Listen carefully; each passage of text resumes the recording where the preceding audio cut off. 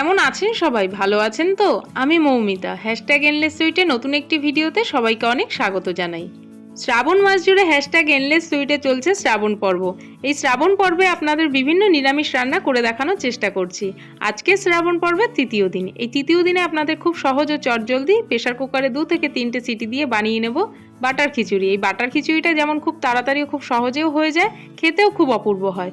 চলুন আমি কিভাবে বাটার খিচুড়িটা বানালাম দেখে নিই। ভিডিওটা স্কিপ না করে দেখার অনুরোধ রইল।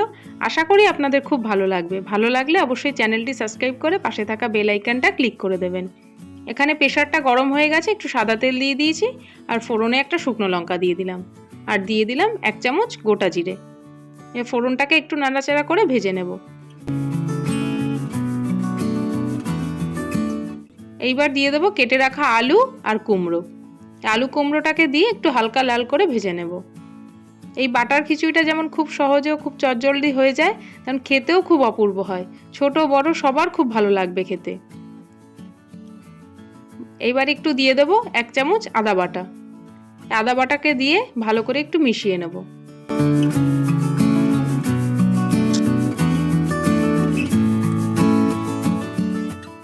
এইবার 1 চামচ হলুদ গুঁড়ো দিয়ে দেব। হলুদ গুঁড়োটা দিয়ে একটু ভালো করে মিশিয়ে নেব। স্বাদ অনুসারে একটু লবণ দিয়ে দেবো।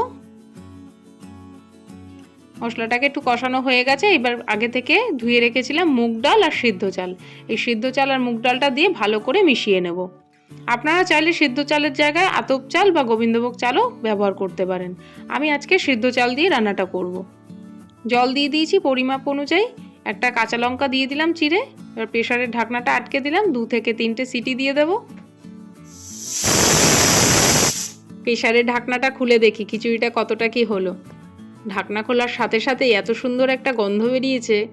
এইবার 1 চামচ বাটার দিয়ে দেবো। বাটারটা দিয়ে ভালো করে একটু মিশিয়ে নেব। খিচুড়ির সাথে খাওয়ার জন্য একটু গোল করে কেটে রাখা আলু আর একটু ভেন্ডি ভেজে নেব। চলুন এবার একটু খেয়ে দেখি কেমন হলো খিচুড়িটা। হাতে যখন সময় কম থাকে তখন যদি চটজলদি প্রেসার কুকারে 2 থেকে 3টে সিটি দিয়ে বাটার খিচুড়িটা বানিয়ে নেওয়া যায়, খেতেও যেমন ভালো হয়, খুব তাড়াতাড়িও রান্নাটা হয়ে যায়। আর এই খাবারটা খুব টেস্টি আর খুব হেলদি। সত্যিই খেতে খুব ভালো হয়েছে আর গন্ধটা এত সুন্দর বেরিয়েছে।